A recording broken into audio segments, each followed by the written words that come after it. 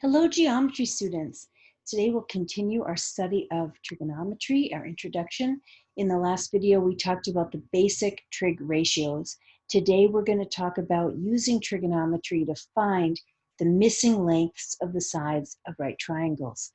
So first, I want you to recall the ratios from the previous video.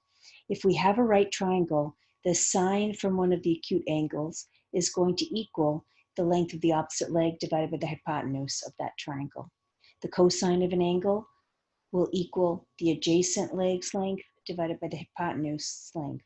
And the tangent of an angle will equal the length of the opposite leg over the length of the adjacent leg. So pause, take a screenshot, or write down these steps as we'll use them throughout this video. If you know an angle, you can use these equations with your trig ratios to solve for unknown side lengths.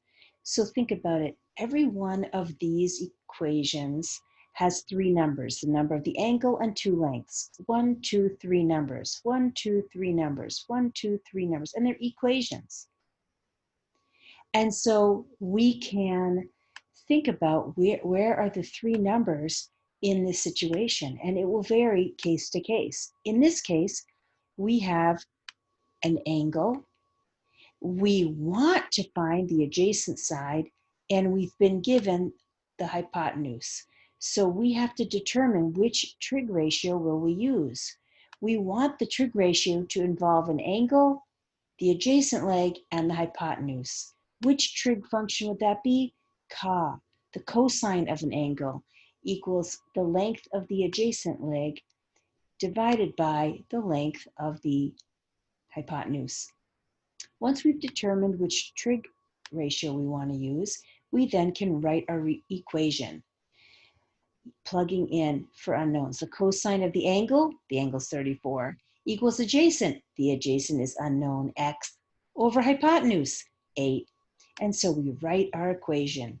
The cosine of an angle equals adjacent over hypotenuse.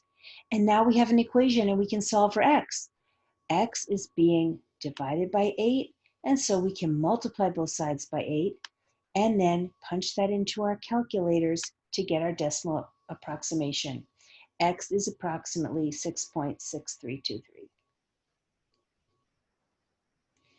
So here are our steps in the right-hand corner. See if you can try this on your own paper and then press play for the solution.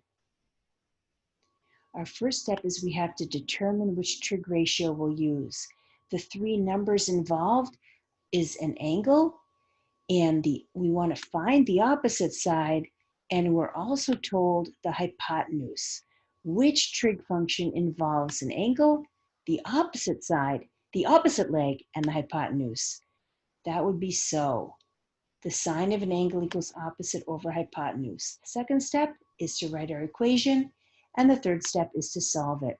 X is being divided by 14, so we would multiply by 14 to get our final answer and use our calculator to get our decimal approximation. Now, this is a little bit snazzier in terms of the algebra that we have to remember. The steps are the same though. We see we have an angle, we have an adjacent leg, and we're trying to find the hypotenuse, the leg, the side across from the right angle. And so which trig function involves an angle, adjacent leg, and hypotenuse? That would be ca. The cosine of an angle equals the adjacent leg divided by the hypotenuse. And so we make our equation, the second step. Now, the third step, we're going to have to be on our toes here. We're going to have to remember that right now, x is in the denominator. So algebraically, our first step is going to be to multiply both sides by x to cancel it out so it's no longer down in the denominator. Then we want to get x alone. We have to remember that cosine 61 is just a decimal number.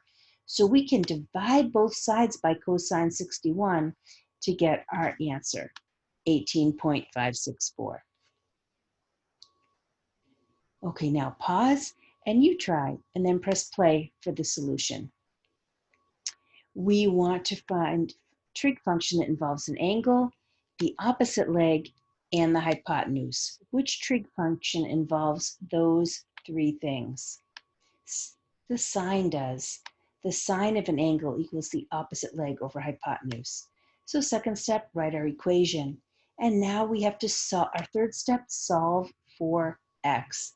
Multiply both sides by x to get the x out of the denominator, and divide both sides by the sine of 36, and you will get your decimal approximation. So pause and find both the missing sides. You'll have to do 2 rounds of trig problems. You could name one x and one y. To find x, we need an angle, opposite, and adjacent, or tangent. We'll create our equation and solve for x. To find y, we have an angle, opposite, and hypotenuse. So then we'll need sine. And we'll create our equation and solve for y. Pause, find x and y, and then press play for the solution.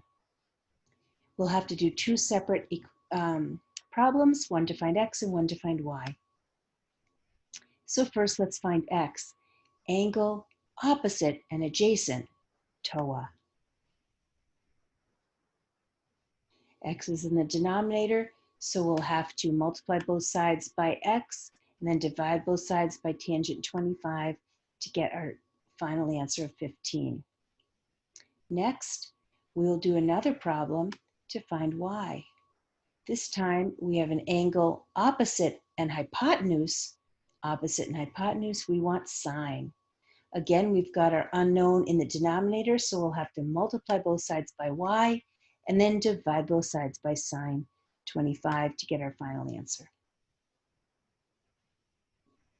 And that is it for the basics of using trigonometry to find missing length. So I'll leave you with Lou's Fur Babies, Willow and Lemon, and wish you a great day.